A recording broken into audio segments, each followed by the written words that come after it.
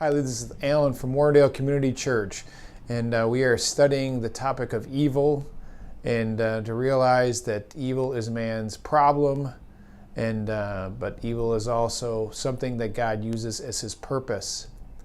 And we are looking at particularly how He has allowed evil in Hebrews chapter 2 concerning the contrast between angels and man. And we were talking about why God became a man. Why did God not become an angel? And how is the Son of God superior to the angels and lower than the angels? And so we're looking at that to find out what God wishes to display when He is displaying His greatness in contrast to the evil. So we pick this up at Hebrews chapter 2, verse 12. And here he quotes in confirmation of how he is both how the one individual is both tied together, both the one sanctified and the one sanctifying. So Christ and those who are set apart with Him are tied together. And he gives a quote in Hebrews 2:12 saying, I will tell of your name to my brothers. In the midst of the congregation, I will sing your praise. In quoting Psalm 22:22, he links the Messiah to people and calls them brothers. The brothers connection reveals that Christ will become a man just like the people He sets apart. It goes further in Hebrews 2:13, a quote to show that the means of becoming a child of God was by trusting Him. Listen to this. It says, and again, I will put my trust in Him. And again, behold, I and the children God has given me. This seems to connect the brothers to the Messiah by believing in Him. The children of salvation are given to Christ, and they also put their confidence in Him. The brotherly connection comes by trusting Him. And those people are the children given by God to the Son. Here brings up a very important subject related to this contrast. This is that the Son destroys the power of the devil, who has the power of death. And again, you'll see how the purpose of evil and God allowing it really comes to the surface. Hebrews 2:14, since therefore the children share in flesh and blood, He Himself likewise partook of the same thing, that through death He might destroy the one who had the power of death, that is, the devil. This summarizes the point that the children of God and their Savior share the same humanness. The reason He shared the same human qualities of flesh and blood was to overcome death and the devil's power related to death. Death is a consequence of the evil choice of mankind, and by God allowing that choice, He Himself would experience that death as a result. I mean, think about that for a minute. That's an important truth. Death is a consequence of the evil choice of mankind. By God allowing that choice, He Himself would experience that death as a result. If death by sin and evil had not been allowed, then there would never have been a need for a sacrifice to be made by the Son. We would never have seen or been shown God becoming like a man if there was no need to destroy the power of death through death. If the allowing of the devil and his influence to lead men into death would have been stopped, then the display of the Son of God to become linked to mankind as a brother to His children would have never been observed. So He links as brothers, and we are His children as well. It says the devil has led men into death by tempting them to sin, and then he tries to hold men in death until they die, and he does this by using fear, and that's his power. We'll explain that further in the next verse, but the devil is an angel also that will in some way be subject to men. So how does the devil have the power of death? Is physical death under the power of the devil or God? Is physical death, or if physical death is under God's control, then what is the power of death that the devil has? Let's look at some verses on that. Deuteronomy 32:39 says this, "See now that I, even I, am he, and there is no God beside me. I kill and make alive, I wound and I heal, and there is none that can deliver out of my hand." Now there, it seems to point out very clearly that the Lord is the one who kills, who has the power of death itself. 1 Samuel 2:6, the Lord kills and brings to life. He brings down to Sheol and raises up. 2 Kings 5:7, this is what the king of Israel said when he got a letter. He says, "Am I God to kill and to make alive?" So he really puts God in the category to kill and to make alive. So we see, it does not appear from these other verses that the actual death and the power of that death is in his hands. In some way, he has death and the ability to bring about some sort of power in that death. Satan threatens people with physical death. And we can see that in 1 Peter 5:8. "Be of sober spirit, be on the alert. Your adversary, the devil, prowls around like a roaring lion, seeking someone to devour." In Luke 22:31, "Simon, Simon, behold, Satan has demanded permission to sift you like wheat."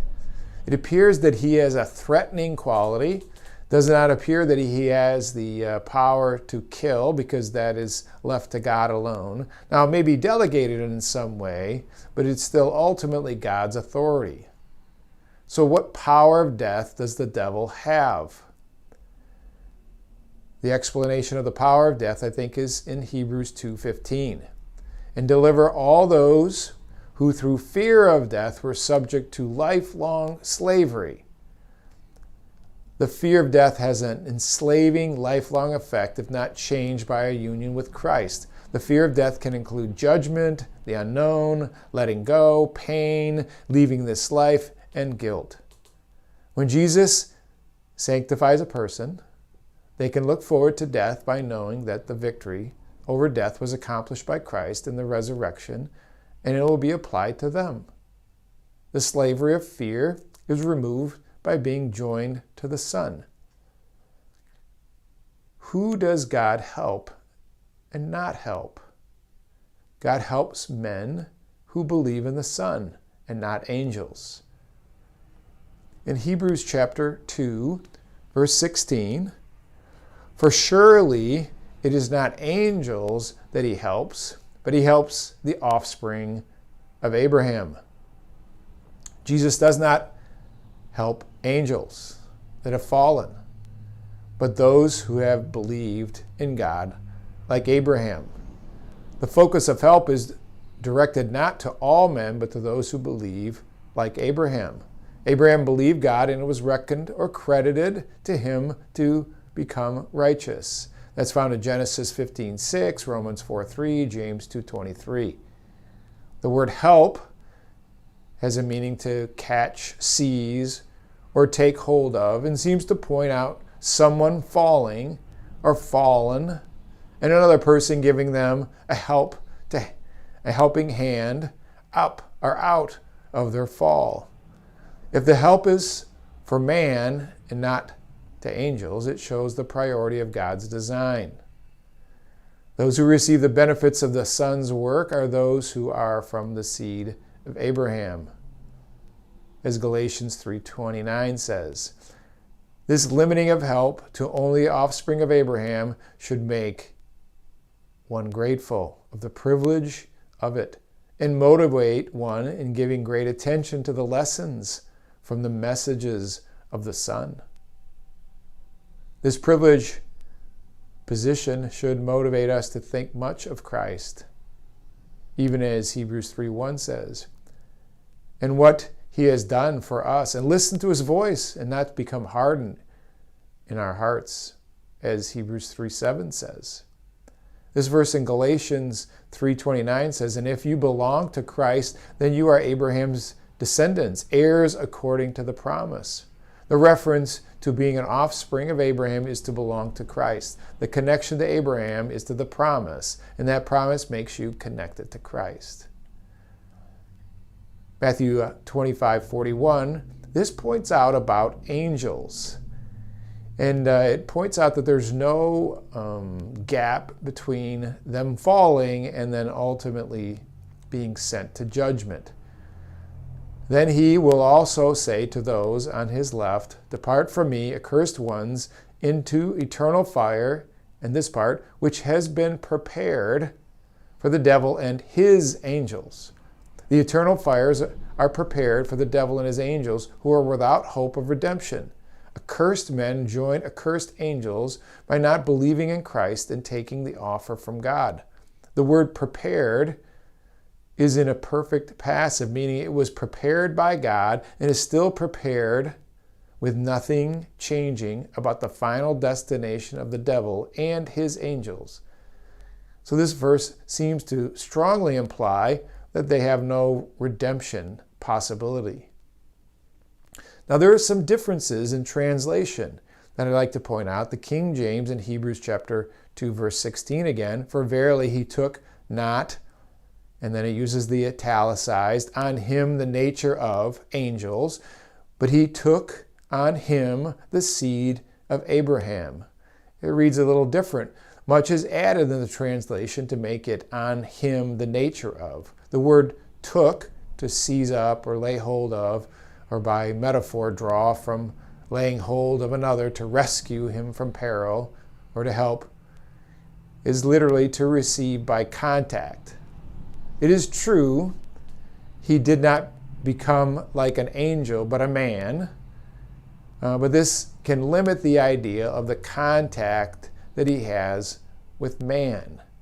What I'm trying to say is that this would just reiterate the same point that was already made, instead of really adding something different, something about angels. This does not convey the assistance that a contact with Christ gives to man. See, I don't think it fully conveys as much of the idea that he doesn't help angels. This does strongly connect the thought of being made like his brethren in every respect, and that'll be found in verse 17. This does carry the thought of partaking of flesh and blood, which comes up in the next verse. He was made like his brothers in every respect so that he could seize their hand from the fall of sin and pull them out of it by making payment for their sins and freeing them from the punishment. And the thought about the angels not having this help is then eliminated in this translation. How could Jesus take care of the sins of mankind? He became a man. Therefore, he had to be made like his brothers in every respect so that he might become a merciful and faithful high priest in the service of God to make propitiation for the sins of the people. The summary point is that Jesus was made like his brothers in every way human, without sin. The plan of God was that he would become a man. This shows God's character in the helping of fallen man and not helping fallen angels. Jesus becomes a priest in God's service, displaying mercy and faithfulness. Christ is a trustworthy representative in carrying out the appointed plan of God. Mercy and faithfulness are demonstrated in the plan to help fallen man. By Jesus becoming a man, he can pay for the sins of men who trust him. Propitiation, which it talks about, is to show mercy by appeasing God's wrath against sin in the payment of the death of Christ. Verse 18 points out the great benefits of his suffering as a man. For because he himself has suffered when tempted, he is able to help those who are being tempted. The suffering of death includes the pressure of temptation. The help that Jesus can provide is due to his personal experience in facing it. The word help which is different from the word of verse 16, which seems to be a way to convey the meaning of the other. They seem to be interconnected, is what I'm trying to say. They seem to be help explaining one or the other. This help is to come to the aid by supporting an individual during a time of pressure. So let's kind of think about this as we close. This reveals that salvation is an act of God's mercy and not just something given to fallen creatures. It is just and right for God to show mercy or to not show mercy, because mercy is something beyond justice. This should lift high the value of Christ's sacrifice, because it is only available to men like us. This shows the importance of the work of Christ towards us, so that no one should turn back to the false provisions of human effort or dependency on any other being other than the God-man Jesus. The question of why not angels should force one to the undeserved mercy of God. God does not answer the question fully, but it seems to just leave it with the thought that is just the way it is. This is just how God has determined it to be, and you should be very thankful you were a fallen man and not a fallen angel. Being in a state of a fallen man that comes to know Christ is better than being an angel, because God is designed to show a greater display of himself through man in the person of his Son. All of this, we realize, was designed or allowed when sin was allowed, when evil was allowed. The redemptive story has been planned that man should play a more important role in revealing his Creator. What the angels long to look into is the level of involvement God has with men through his salvation. The same mystery of God working in us to will in the work of his good pleasure also astonishes the angels. God allowed evil and the sin that caused the need for the suffering of the Son to show his great mercy and bring us into his family as sons of glory. This is a wonderful message from Hebrews, helping us to understand why evil exists and why God has allowed it, and displaying the wonder of Christ's sacrifice.